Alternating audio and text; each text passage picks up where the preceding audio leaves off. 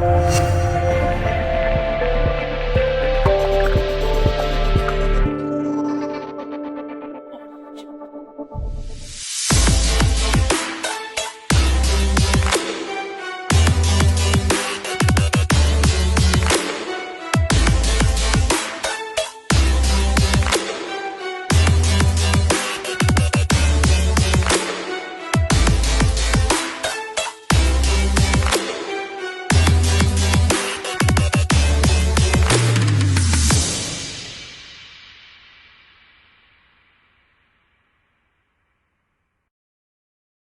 morning and welcome to Fork Around and Find Out. I'm Aaron Carroll, the Mad Scientist. Today I've got Youssof with me from YCoin.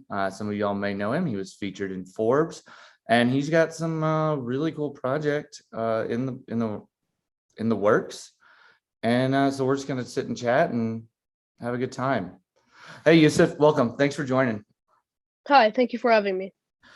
So, obviously one of the things that made me reach out and connect us was you got an article in Forbes and you're 15, is that right? Currently 16, but yes. Currently 16. Okay. That's impressive by anybody's standards. What did Forbes see? What did they see when they reached out to you? So the story was, I know there's a lot of criticism around this because people think they're like, oh yeah, you were the one that approached the Forbes editor to get your article listed. But I mean, I know that is actually the general standard around Forbes article, but the actual story was, so if you're familiar with the application Clubhouse, it's a chat room. Right. Yeah. So I was in a Clubhouse giving a talk in a crypto believers room. And I was talking for probably a solid hour or so. I think the discussion was on, it was on a Sunday swap, a Cardano swapping protocol. Right.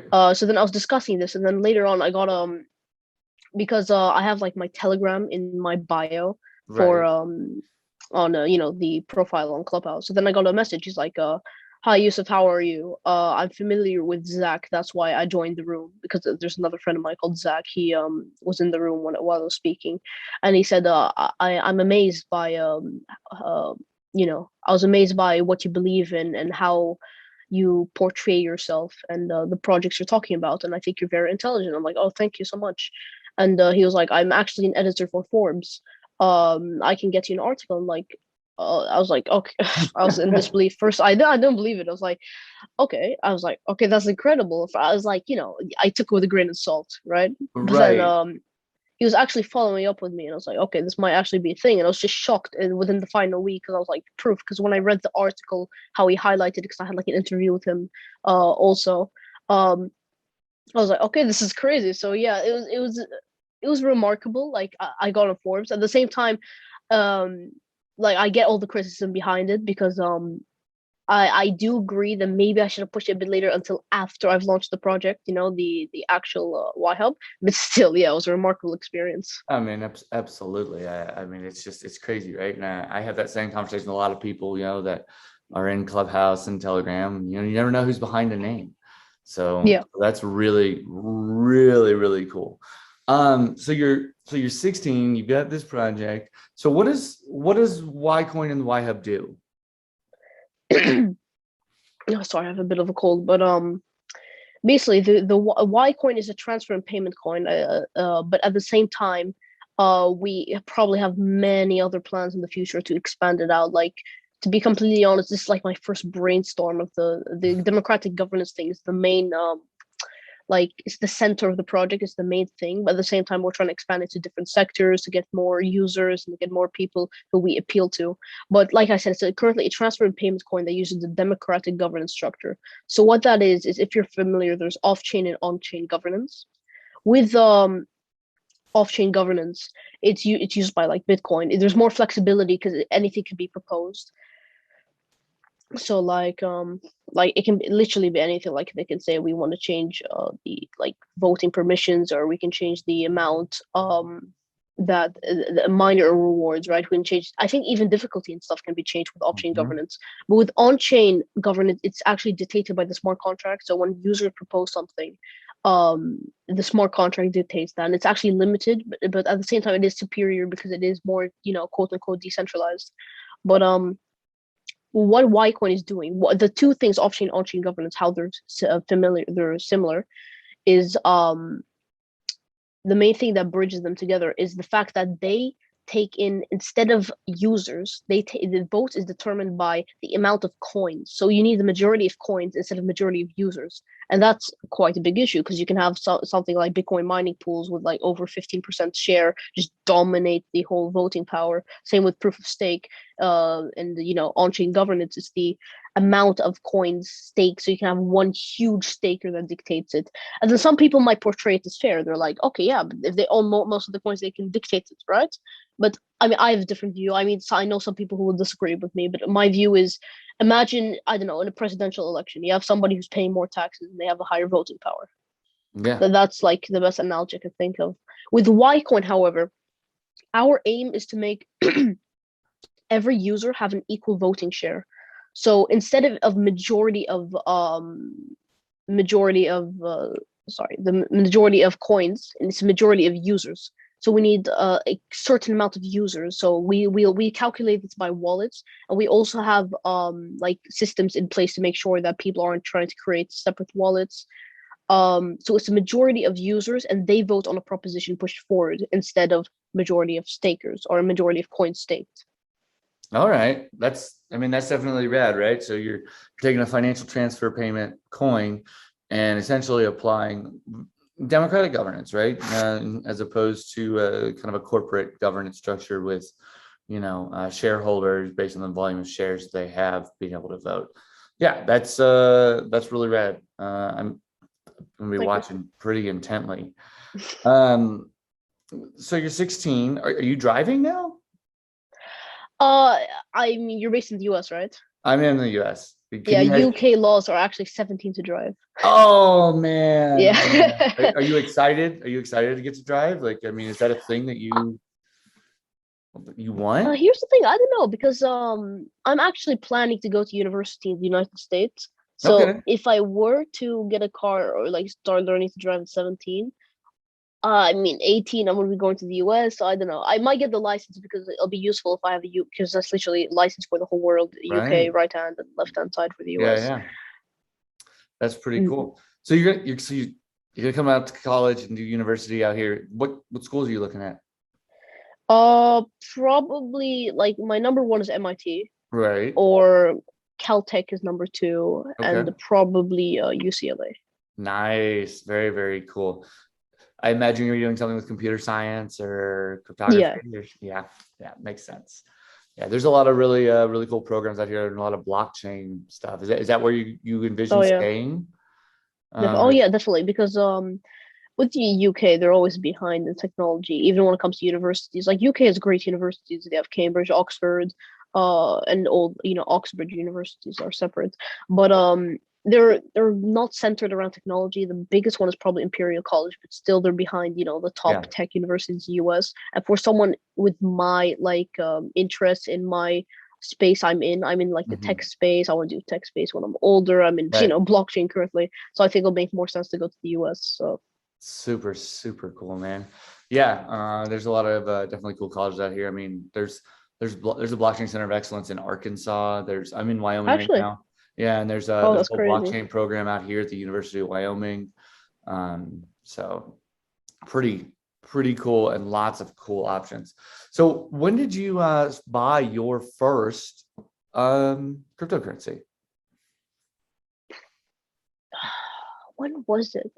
I think it was like during the time of the 2017 high. Oh no, or was it 2016? The 2017 run up that happened in the winter of 17. Yeah, in December. I believe it was just before then, starting the run up. Right. But at the same time, I have memories of like Bitcoin in 2016, but I don't remember if I actually bought any. But I think Zcash was the first one in end of 2017, like maybe November, October-ish. Do you remember what drew you to Zcash? So like I said, I was getting into the Zcash ASIC miners because of I was into the time, like passive income, all this stuff. Yeah. So then I realized, oh yeah, that's cool. You basically maintain a network, and for that you get paid in their crypto, which can be sold in exchanges for fiat. And I'm like, oh, that's a cool idea. So then I'm like, okay, let me look at the miners. At the time, Zcash was one of the most profitable miners. Like Ethereum wasn't even close back then. So then I was like, okay, you know what? I'll buy some Zcash and also get the Zcash miners. So then I had Zcash and I had the Zcash miners in return. So you had Zcash miners like in your room running and stuff. Oh yeah. I had like a spare like closet, and I used to put. I didn't have much. I first I only had like one or two like mid-range Zcash miners. Actually, mid-range back then would make a little significantly more than the mid-range miners now. Right. Yeah. Yeah. So you just like your parents were like, just here's a closet and you just filled it with miners. You're like, this is what I got Yeah. going. I was like, oh yeah, you know about crypto miners. Then I was like, okay, I'm gonna purchase these, and then they like it wasn't in my room, it was like in a separate like room basically, Right. so it wasn't like disturbing me while sleeping. And the closet was like pretty well, it had ventilation, etc. But it was funny because they're like, what's that low like humming sound? There's like the minor fan, and they're like, oh no, don't worry, these are like money printers. Yeah. I mean, they really, really are. But they are really loud. I think a lot of people don't even Oh realize yeah, just how they're loud very they very are. loud. So It's like, yeah. crazy loud. So okay, so you've been in the space for a little bit. What do you think the future of the space looks like? So crypto follows trends currently. I'm not talking about market cycles. I'm talking about actual like hype coins. So like it started with payment coins like back in I know the irony because my own thing is a payment coin, but at the same time I genuinely believe they have like a lot of potential. But back in 2017, 2018, privacy coins like Zcash, Monero, also like Nano was a huge thing back Right. then. And then it shifted cycles to smart contracts. Oh yeah, we have a smart contract platforms, and then it became coins like Chainlink, VeChain. Those were also trends. And then it became the my favorite, the the meme coin cycle, the Hey, good old hey, yeah. I actually really love the meme coin space for a lot of reasons. So well, because I mean, a lot of us were born out of that space, right? We saw these cool tokenomics and these cool ideas, and then we decided that we could take these and apply them in like really useful and cool ways, like you're doing, right? Like people talk about it, but like some of the stuff that's come out of there has just been, some of the tokenomics have been extraordinary with some of these rebase tokens. I mean, there's auto dividend Yeah. return tokens, like all this stuff that has to manually happen in our financial world. These guys are doing it on smart contracts for coins that don't matter. But they built it anyways, and it's super cool. Yeah, like Yeah, so. because So after the meme coins, like where do you think where are we headed? yeah, so like back onto like the meme coin thing, it was because like the whole trend was like people started to want to make money from those coins. Just buying them and then holding them and selling them at a higher price wasn't enough. They want to actually earn those tokens. That's where all these like yield farming was actually a big thing like a year ago. And then now Mm-hmm. there's these like what are they called, like buyer rewards, Yep. buybacks, like they Yeah. yeah. Yep. And I respect meme coins for getting a lot of people into cryptocurrency because they got a majority of people, but at the same time there's a lot of like sketchy practices in them. I'm not talking about rug pulls. I'm talking about the ridiculous thing where they inflate the supply Oh because yeah. inexperienced traders, they look at the price and they're like, oh, it's cheap. It can probably be the same price as Bitcoin one day. So, oh, that's like a 1 million X. Yeah. It's like But yeah, because actually I forgot what coin it was, but the person admitted it was invented because they're actually trying to get more buyers to make them think like it was a better idea. It's like a I mean, it's a psychological thing. marketing. Yeah, it's a marketing Mhm. thing. Because for like me and you, like we understand market, but then I also have like a friend of mine who's getting into crypto, and then there's like, oh, look how cheap this coin is. If it can reach the same price as, I forgot what coin they compared it to. I think it's like Ethereum. It'll hit this much. But then I'm like, I had to explain to them what supply, market cap, and all the Market thing is. cap So and yeah. how all that works. Hmm. Yeah, absolutely. I've had to have that exact same conversation. And honestly, before I truly understood how market cap worked, I kind of had a similar idea. I mean, this is 5 years Yeah. ago, but it was, that was the initial thought. And so I see it, right? So I guess, it's kind of our job, right, to educate those people. And that's what Yeah. we're doing, right? I mean, that's why we're here, is to Exactly. have that conversation. That's super, super cool. So after meme coins, where we headed? Honestly, it can go any direction because the crypto market is very random. But honestly, I see it going towards like bridges, like bridge coins, to bridge different projects. And I also see AI being a huge thing, like fetch AI, like Hmm. quantum computers. I think will be like a couple years down, but I definitely think it's something that can be viable. Yeah, there are some of these blockchains already that are out there that are studying quantum cryptography. Hmm. Because as you and I we know is that uh, quantum computing, when it reaches a certain point, the encryption on the backside of our favorite blockchains becomes irrelevant. Oh yeah, definitely. 256 won't be enough if quantum computers come out. No, Yeah. no, I think they said it would take like 7 seconds, maybe 7 minutes, something like that, for it It's to, ridiculous, yeah. yeah, for it to Proof break. of work is the first one that'll fall. So like Bitcoin is definitely viable. Proof of stake is more secure, but at the same time, it is like it's more secure, but it does have backdoors to Yeah, it. yeah, it's round Yeah, two, right? And that's kind of the next kind of question is like where are we going with these new consensus mechanisms, right? We've got proof of yeah. There's a work, lot like Solana with proof of history and proof of stuff, and just history, yeah, right? Like they yeah, built that and entire then proof idea. of I was time like, too.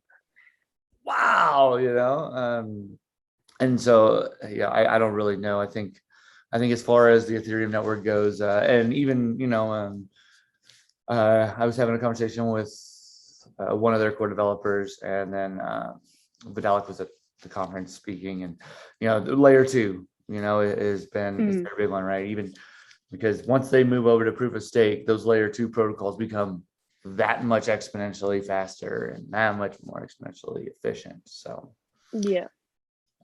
I think we're going to see a lot of that. Have you looked at any of the layer two protocols that are out Oh there? yeah, definitely. I've Yeah. had a lot of people tell me that oh, I want to buy Matic because after Ethereum 2.0 is gonna become obsolete. I'm like, what? No. After No. like it's gonna become more efficient. It's actually become more like more Yeah. used Matic because just becomes yeah, Polygon Matic becomes just yeah. that much faster, right? Yeah, definitely. And I've looked into Matic a lot actually. I'm considering it for Ycoin itself. Mm-hmm. I really didn't want to have like, two separate smart contract stuff because I'm so against different chains. I just think it's so complex, especially to beginners. Like they're like, "Oh, I lost my tokens. What happened? Oh, you sent an ETH coin to the Polygon address," and it's like, So there's a service out there, and we'll talk afterwards. I'll show it to you. That'll build you a bridge, so you could take your Y coins on BSC or Ethereum or whatever, and exchange them for Y coins on Matic, or I think they do. "Oh yeah, the Polygon bridge is really good." But the Polygon bridge is good, but there's actually a company out there building a service for this thing, right? So Actually, your people could arbitrage across all the chains and do their voting and everything else. oh, Uh, so but you directly send it, but in the process it gets swapped. yeah, Oh, yeah. that's really cool. So Yeah. it basically builds a liquidity pool on Ethereum of Ycoin, or you guys are on BSC right now, Binance, is that right? Or No, Ethereum. you're on Ethereum, right? So it'll build the pool on Ethereum, then it builds the pool over here on Polygon, and then they send it to this other address on Ethereum, and then out of Matic comes your Ycoin, your Matic Ycoin. Yeah, I That's a found really it the good other day. idea. I was Yeah. like, this is really red. I don't know why everyone is not using this, because you can have a multi-chain governance then. Oh Which is yeah, cool. that's ridiculous. Yeah, right. I don't know how YHub works, if it could even do that, but it's definitely like a cool thought, right? Yeah. Um, that's super, super interesting, actually. So when did you guys launch Ycoin?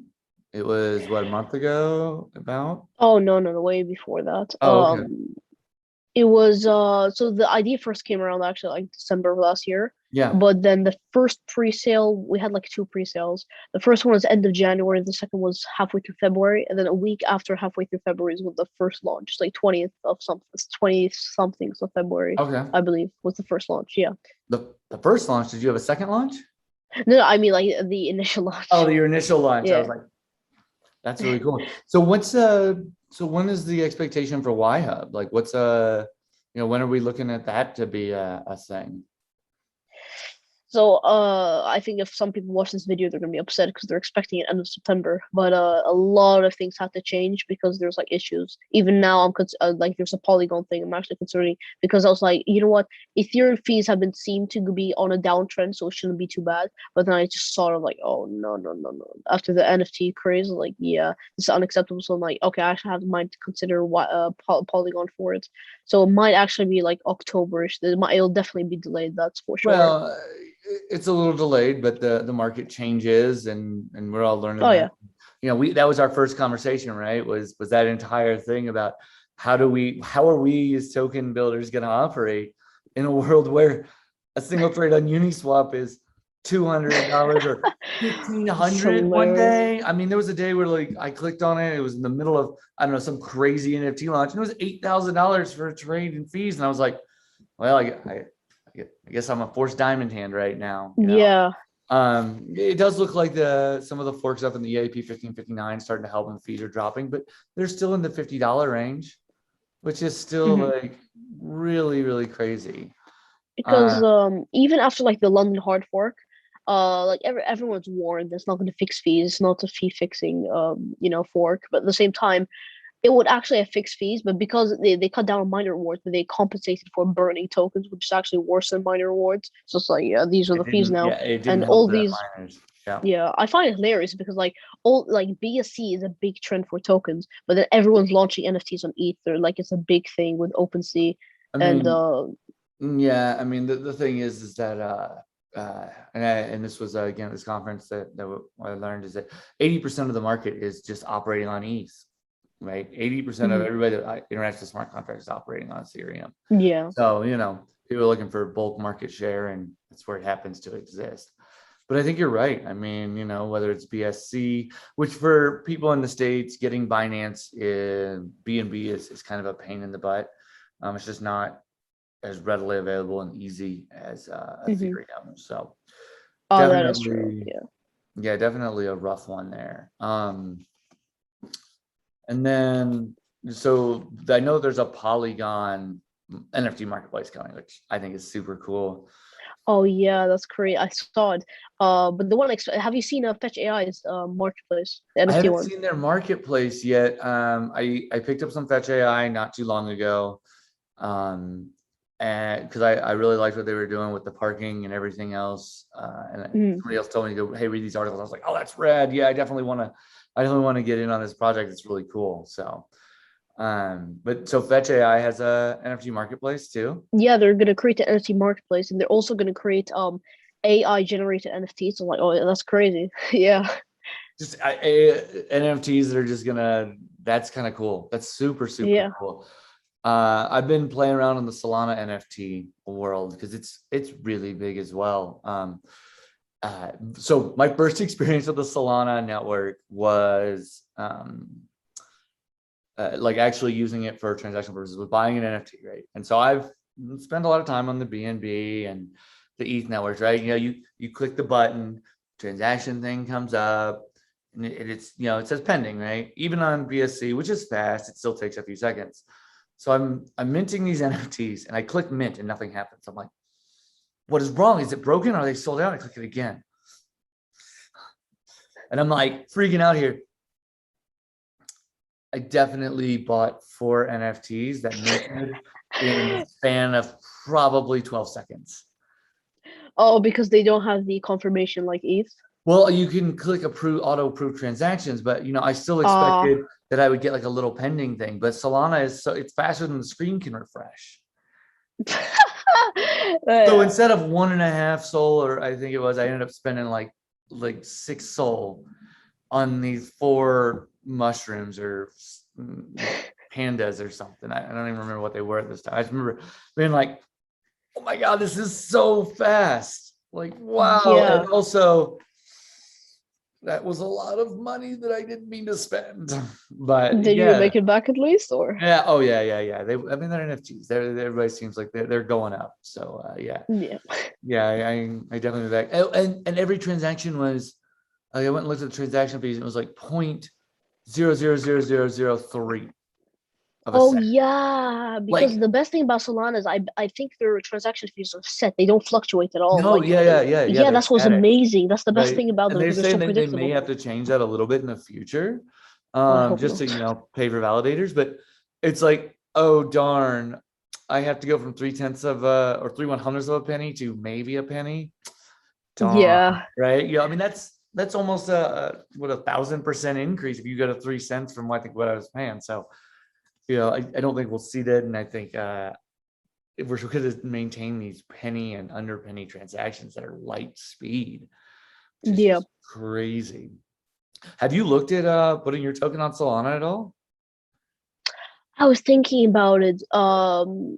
I honestly contemplating, but at the same time, I don't want to stray too far away from ETH because we're Right. already on ETH, and we definitely are making a mainnet in the future. So I'm like, you know what? I'm not that comfortable going on Polygon because I just find bridge is a big inconvenience, but at the same time, a bigger inconvenience is fees. So I was like, you know what? Okay, I'll compromise. I'll do Polygon because Polygon and ETH are very closely connected. They have the best bridge. Solana is it's ahead of Polygon, but at the same time, I'm like, I'll still stay in the ETH ecosystem and I'll just Yeah. bridge off to Polygon. So But there's Solana is honestly a very good chain. it's an amazing network. And Yeah. they've got a an ERC20 wormhole now. So you can Oh yeah, I bridge, saw about that. yeah, so you Yeah. can bridge ERC20 tokens straight into Solana. I'm like, Hmm. you guys are genius, right? And then even Hmm. Cardano is making they're making their chain and Haskell stuff EVM compliant. So you'll be able Oh to yeah, yeah, write, yeah. with Solidity and EVM and then compile into the capabilities for Cardano to read it. For that chain to read. I'm like, everyone is just coming up with these great ideas, and it's just super, super impressive to like see these things and whatnot. Just wild world. So, uh, so I think we've hit most of the stuff, but I was trying to think if there's anything else I wanted to ask you other than those few little things. Um, have you looked into any of this tokenization that's happening, right? Like people talking about like tokenizing real estate. So your Mhm. title is an NFT or something like that. Have you seen any of I those? think it's yeah, I think it's a cool concept. Like there's one that's like called Labs. I was looking into. Mm-hmm. Um, I think it's a cool concept, but I don't know. Like I think it's too in tie with regulation to the fact which I don't know how it will play out properly. Like I get how it's done, but at the same time, I'm like, it's a cool concept, but I think it's gonna overcomplicate things more than just leaving it out. Like tokenizing is a cool concept, but I just think it's just like if you're like I don't know having your house, I think just selling the house would be simpler than tokenizing and selling the tokens to the house. If that makes sense. Yeah, I guess what we were talking about when I was talking about with somebody was your home title or your home deed is an NFT, right? So it's an Yeah, USC 720 or an yeah. 1155 token, right? Whatever. Um, and then I don't know how long it takes to buy a house in the UK, but in the States it's between 30 and 45 days or longer, right? From the beginning of the transaction to the end. And there's all this stuff that has to happen, and you've got to send out a million checks that have to be signed by this title company, and you've got to make sure that no one else can claim the title, and so you have to do research on it. And it was like, I mean, if I've got an NFT and it's got metadata behind it, we instantaneously know who a lien holder is and everything else. But you're right, like from a regulatory standpoint, it would require pretty heavy adoption from a regulatory standpoint from either government or local government. But and I guess the only way you could do it right is if you did it through attrition, right? Like as Yeah. each house is sold, you tokenize it so that the next time it's sold, it's already on chain, or cars or whatever the end answer is there. But yeah, lots of cool little ideas. Are you gonna build an NFT? When do we get Like my Youssof NFTs? Like, Actually, I was honestly after or like a friend of mine or associate of mine was making an NFT project. I was like, you know what, this is a really good idea because I was like, actually, I'm considering it, but I'm like, I have an idea. Like, I don't want to go too much into it, yeah, no, no because way. it's a surprise. But Yeah. I think after the Y Hub, maybe halfway next year, something like that, I'll actually like start revealing it. It's not now, like, but I have an idea for it. Like that's all I can say. It's just crazy. There's like all these different ones. I mean, there's Vitalik NFTs, and it's just different like pictures Yeah. of Vitalik, and Solana's actually got Cardano NFTs on it because the Cardano market wasn't open yet. So yeah, that'd be pretty neat to see some Youssof NFTs out there. You got all sorts of silly hats and everything on, just like they do with all the other generative Oh art. yeah, I found it cool because before I researched NFTs, I was like, oh, I thought they just created them and then they just like put them on, but I didn't even. I was like, oh, it's randomly generated. There's like different, like there's like the main back layer, like I don't know, let's say a Yeah, dog, and then it's randomly generated the hat, the eyes, the I don't know mustache, which I was like, oh right. yeah, that's pretty cool. Yeah, because it all is at the same XY coordinate on the grid that builds the art. Yeah. Yeah, so they can just drop all that in. Yeah, and I think it's really rad. I think it's a neat concept because you can do all sorts of cool stuff by changing the metadata on the back side. Mhm. So I think the last thing is when YHub comes out, what's the first thing that people get to vote on? It'll be the first thing someone proposes, right? There's a certain threshold we actually haven't fully because at the same time I think it should be 51%, but at the same time I think there'll be too little votes will actually be created if that is. So I'm thinking maybe of making it like 20% or 30% of actual users. Or mhm. So you're gonna make it. So what if would it be 51% of the votes or 51% of the users? Oh, users. Yeah, it'll be users, of course. It's not gonna Okay. be yeah, because we basically, like I said, governance is amazing, but the issue with governments because of the complexity of it and the mindset where people are like, oh, what does that matter? It's not like I'm gonna change anything. Is the reason why governance is so unpopular. I forgot the statistic, but I believe it was like less than 5% or something that people actually vote in governance. Like Yeah. almost no one, like even me, who I'm pushing governance so much. I've only voted like a couple times for a Zilliqa one and a VeChain one. Yeah. Um, but what we're trying to do is we're trying to get everybody to vote. We're not going to force them. We're not going to say you have to vote, but we're going to say, if you vote, you will help the project. It's also a fun way. Like people don't go on Reddit, right? For instance, and they start upvoting Reddit for no reason or looking at some forums. They do it because they find it entertaining, they find it useful, they find it Right. informative. That's what I'm trying to push with Ycoin and the voting. They're gonna look through like, oh, this is a good idea. It's the people's coin. It's a community token. We're trying to get everyone involved like a community where they're trying to steadily improve the coin because developers can do so much, right? Like I'm I'm no like Solana like dev who can Right. create a giant ecosystem within like 2 months or something. Right. But yeah, I think if we have a giant community of like-minded individuals who could push one or two concepts every voting period or so, then yeah, I definitely think it can be something big. But like I said, back onto the point of percentage, I don't know. I'm thinking doing 51% because that's just the standard in crypto, and I do Mhm. agree with it because it makes sure like not everybody's tampering with the coin, but at the same time, I'm like, yeah, I know. I'll have to think about it, but yeah, It's an interesting experiment for sure, right? Because definitely. the concept is this, being a part of the decision-making process of this is a financial thing, right? But, Yeah, we dive out, like we were talking about, like regular voting, right? Politically, a lot of people just aren't involved in that process, right? And, this is kind of a neat experiment on, all right, well, now your money's on the line. Are you going to vote, right? Are you gonna participate yeah. in this thing, right? I think you'll do pretty well, and you'll get some votes out there. You know, and how often are the votes? They're every 3 weeks, or they're like a 3 week Yeah, cycle?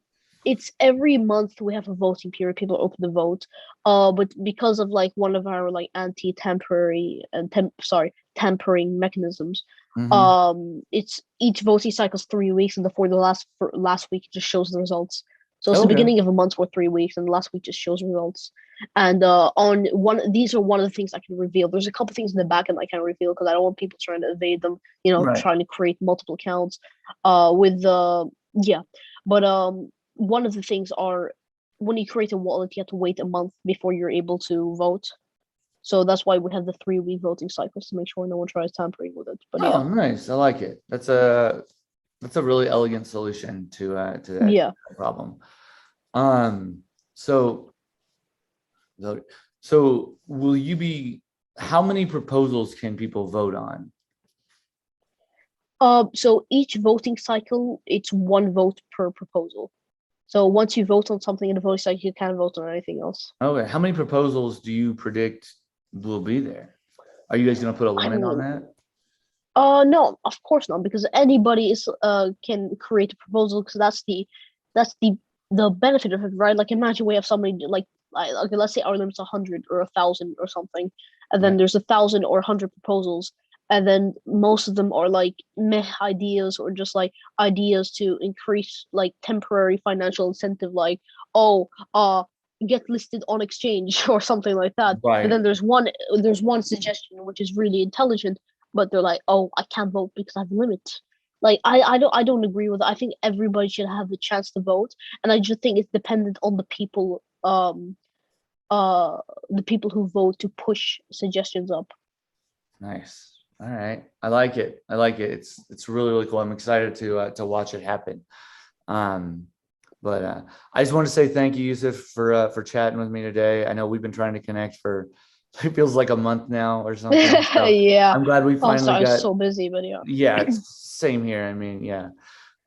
So I really, really, really appreciate it. And I'm excited. I'm excited. You keep it up. And we're all expecting great things from you. So, you know, keep it up. And I'm sure we'll be in touch and talk again.